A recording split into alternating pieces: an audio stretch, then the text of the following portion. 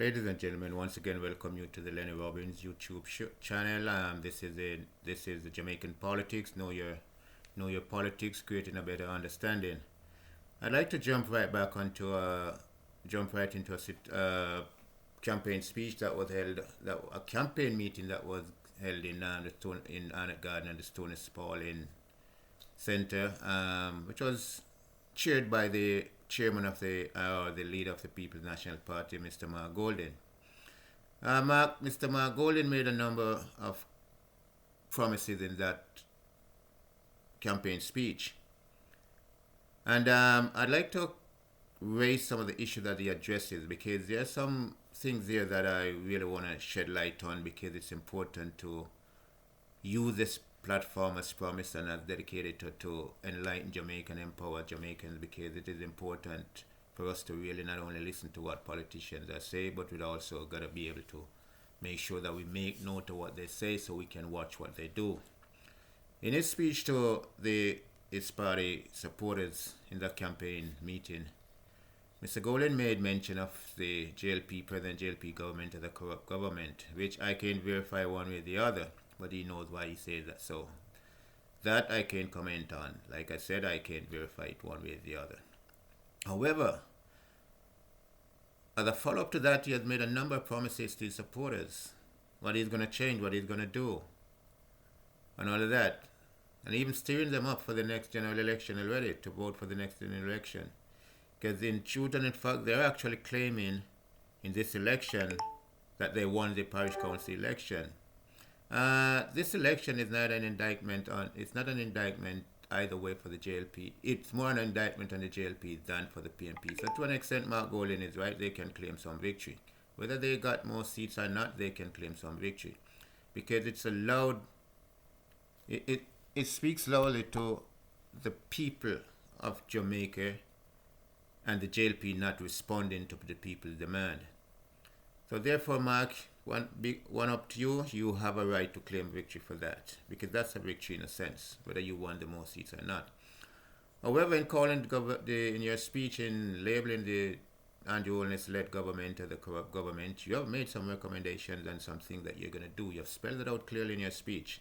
And I want to appeal to all the persons there, most persons who were at that campaign meeting, to just go back and listen to that speech. Go back and listen to it. Highlight just 3 or 4 things that you promised to change. In terms they created better housing, better health care, a better, greater job employment opportunities, and all of these things. And most of all, accountability and transparency. Now I want to highlight this, Mr. Golden, because you need to understand that you seeking office as the Prime Minister, not to represent PNP's interests, not to represent your party's interests, but to represent the interests of Jamaica. And this is what most political parties have been doing and has failed to do over the years. You can say all that you want to say and try to paint PNP as a different party from the Jamaica Labour Party. As far as I'm concerned, the PNP is no different from the JLP. Sociologically, you both operated in the same way. There's no difference in the way you people operate sociologically. Ideologically, there was a big difference in the party from the 70s right up to about 89, when Mike and Manley won again and the reins was handed over to P.J. Patterson after that. That's when the whole ideological difference changed, because then our economy, which was a productive one, was moved from production to what is called a service type economy, creating now great similarity between, narrowing the margin, the differences between both parties to a very thin line. In truth and in fact, Mr. Golden, you have not said much in that speech and the campaign in Arnott Gardens. That's what I like to focus on anyway. You have not said much about that, because, to be honest, all you're saying and all you said was promises. All you did was made promises. All you said, sir, are feel-good stories, smoke screens for the reality. Because every government outside of power about the answer, but when they get inside the answer, in that controlling chair, is a different thing. And I can quote you one example from your own party. Bunting, who was the Minister of National Security, threw his arms up in the air and said only divine intervention can solve Jamaica crime problem. But yet, prior to getting into office, you guys had all the answers, have all the answers to the problem in the country. Now, you made your promise, and we have to take you at your word. You have to take you at your word. I'm going to give you credit for that, and I'm going to let you know that I will, and this channel will give you credit for that, take you at your word and give you credit. Because I've made a couple of notations on the things you promised to change and the things you promised to do. And I'm asking your supporters, or some of your supporters who were in attendance at that campaign meeting, to go back and listen to the speech. Take a few promises out of that. List them down. Write them down. And whenever the PNP gets into power, we're going to give you 4 years on your government. 4 years. Then we can do our follow-up, and we will do a follow-up with you to find out, and remind you of your promises, sir, and to find out exactly what have you done to date in regards to these promises. I'm sitting here, sir, giving you credit for your words and trusting at your words, but I can assure you, my gut feeling is telling me that even if it becomes the reality, PNP government form the next governance, after 4 years, if I follow up on you with all the promises you made in this campaign speech, what you're going to change from what you're not going to change, I'm quite sure, sir, nothing would have changed. Absolutely nothing. I'd also like to take the opportunity to remind everyone, Jamaicans are all over, JLP, PNP, non-Ps, Jamaica home and abroad. For those who heard that speech, let us not kid ourselves, let us not fool ourselves. Mark Golding said nothing new. Nothing new was said at that speech. If we take a look at the annals of political speeches given in Jamaica, we will realize for a fact that he said nothing new. All that he has said was said long before. And politicians after him will come and say the same thing too. They may word it differently, but they are saying the same thing. Let us ask ourselves the question, when was the last time we ever heard about any bipartisan bill or bipartisan action taken by the governments and the opposition in the interest of the company, of the Jamaica, not the company, but Jamaica? We can't tell when last we've ever heard any bipartisan effort. Anything agreed on by both parties that's going to benefit Jamaica. So don't tell me you're in a difference, sir. There's no great difference between the parties.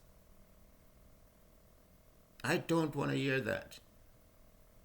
Because we look at a careful examination of the way PNP operate and JLP operate, you're basically operating the same way, in the same manner. Nothing has changed for you guys. Nothing. PNP do their thing, JLP do their thing.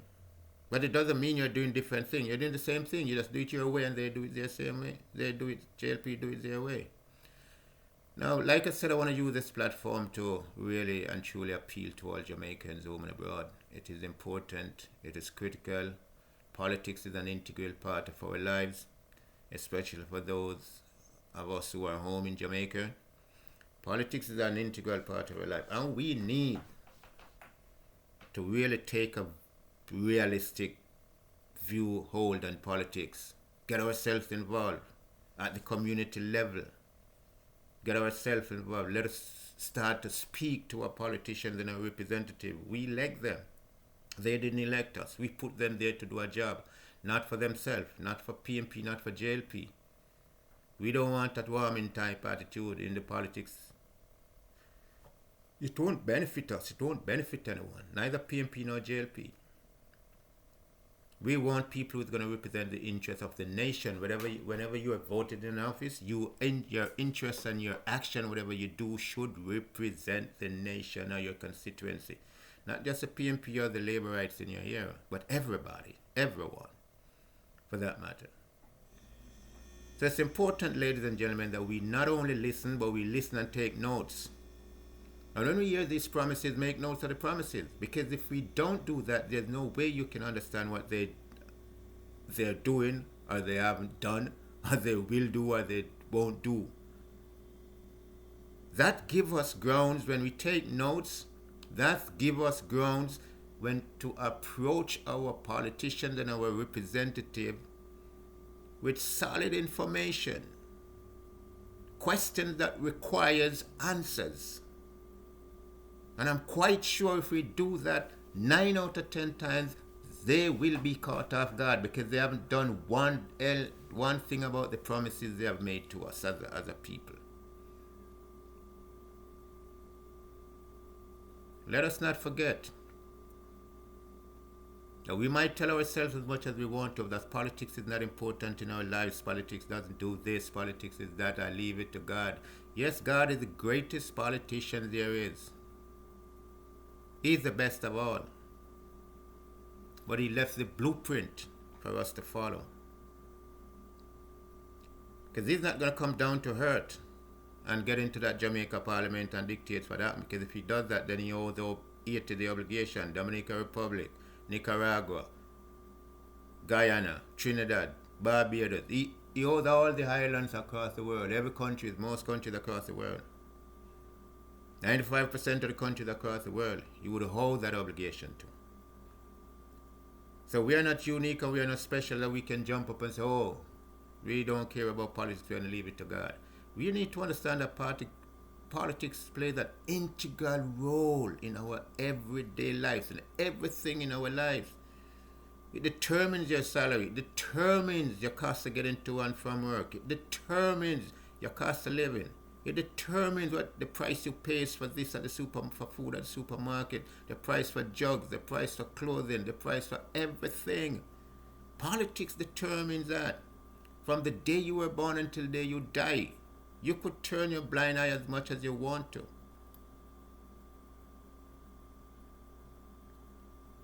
It's the very and only staple that remains in your life. You can work for 40 years and resign and you don't work no more, but politics is still there. It is time for us as people to really take this political situation in Jamaica serious. Very, very serious. We can't afford to sit back anymore and say, no. I mean, I'm just a blind party supporter. I'm just a blind PNP or JLP supporter. No, we are not. And we should not be. In Mark Golding's speech in Trenchtown, over in Arnett Garden, I never heard him laid out anything about what policy is going to put in place to make sure there reign in corruption in government.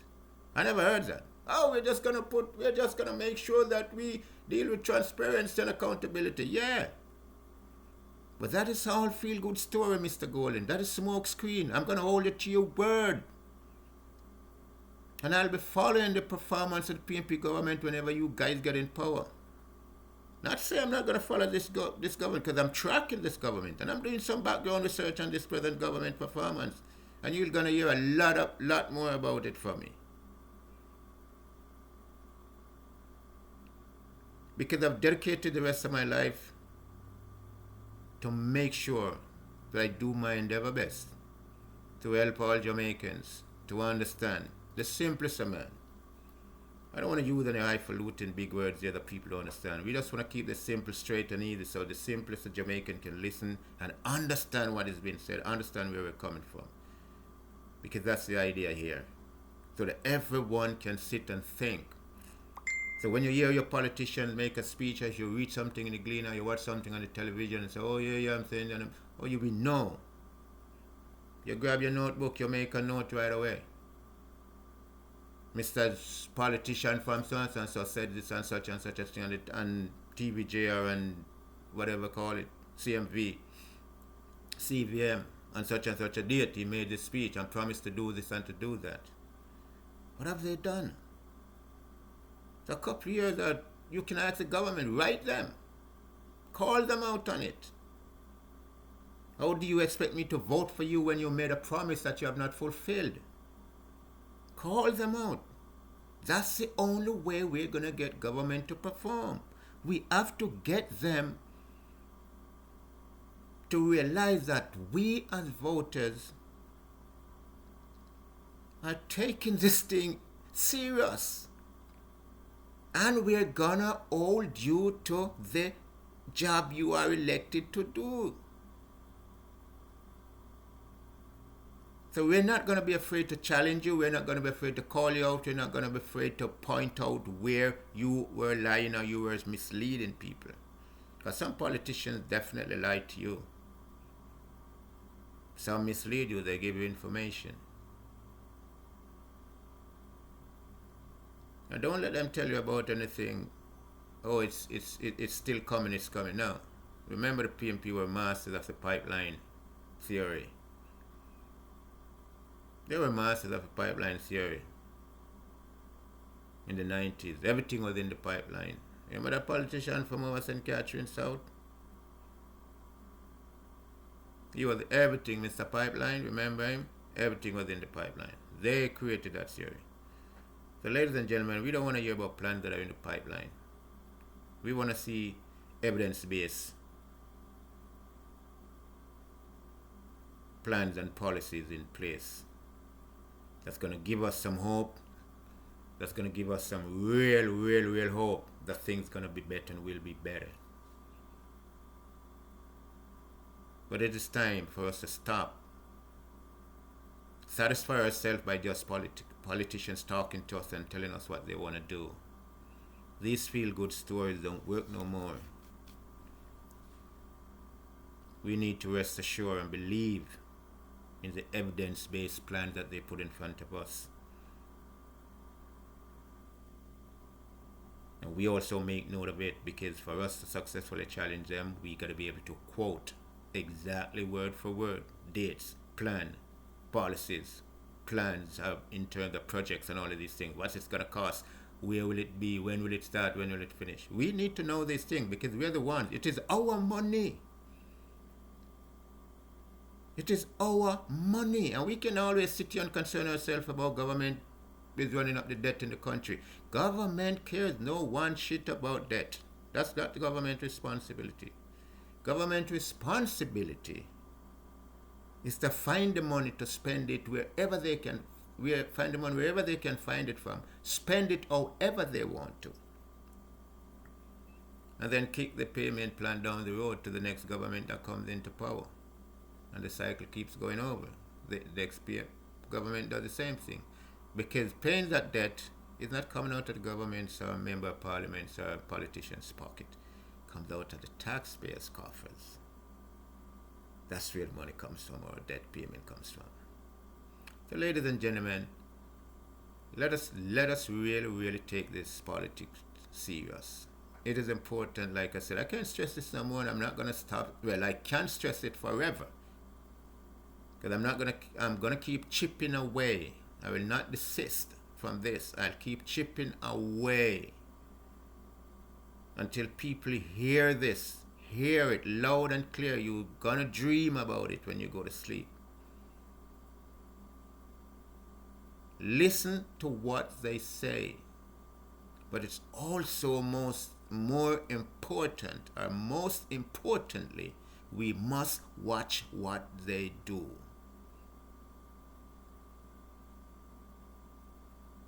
This will result for us in a better quality of life.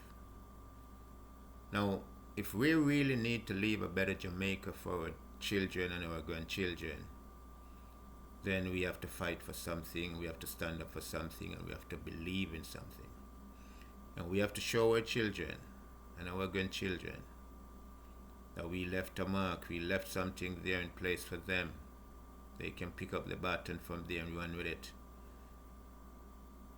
and make it better. And for each generation, they can make it better. The politics that we have in Jamaica is a politics of dependency. It's a politics of dependency. I remember one lady during the Portia Simpson time, a woman from her constituency, and this was on, I think it was on the television and also broadcast on the radio. Oh, she was loud and clear. Oh, if it was, thank God to Portia Simpson, because it wasn't she, my daughter wouldn't be going to university. But let's ask ourselves this question: how many members were in Portia Simpson's constituency? How many people were living in that constituency, as a matter of fact. But here's one woman out of all the people living in that constituency. Come in. Portia Simpson sent my daughter to school, and I thank her for that. What about your neighbor? What about the other person around the corner? You think your child is the only child that deserves a university degree or a university education in the community or in the from the constituency? No. But that's how politicians use us. And that's why I say sociologically they behave in the same way. Both parties are the same, they behave in the same way. They use you, me, and who they can use. And do something specifically for you so you can go out there and brag and boast. And then you can tell a neighbor, come out and vote for the P, he's a good man, go with a good lady, he's a good this. No. Politicians was not elected to do anything for anyone specific in their constituency. They were elected to work and to create a better life for people in their constituency, thus resulting in a better quality of life all across Jamaica. Ladies and gentlemen, from this perspective, I'm going to keep hammering this point until I began to zero in on real and true political activities on the part of the government.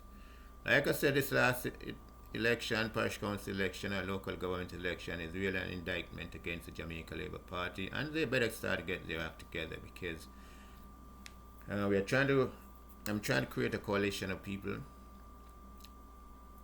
or what we call a think tank. So we're going to start to follow the performance of government and break it down for people. The simplest way to understand. We're going to break it down as simple and as easy as possible for people to understand. Governments of Jamaica, Leader of the Opposition Mark Golding, President Prime Minister Andrew Holness, if you're listening and you ever have a chance or someone run this by you, listen. We don't care about the diaspora, we don't care about no other organization out there. But this, Know Your Politics, creating a better understanding.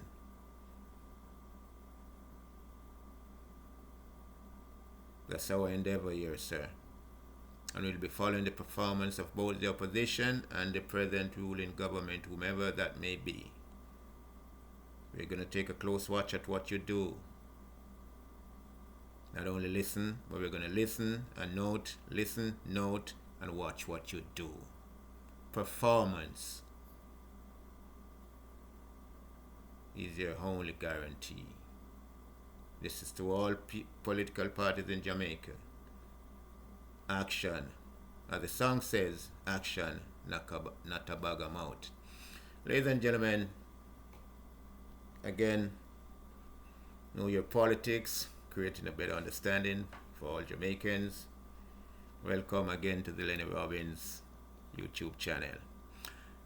You can jump on board, check it out on YouTube at you can check it out on YouTube, Know Your Politics at LennieRobbins92.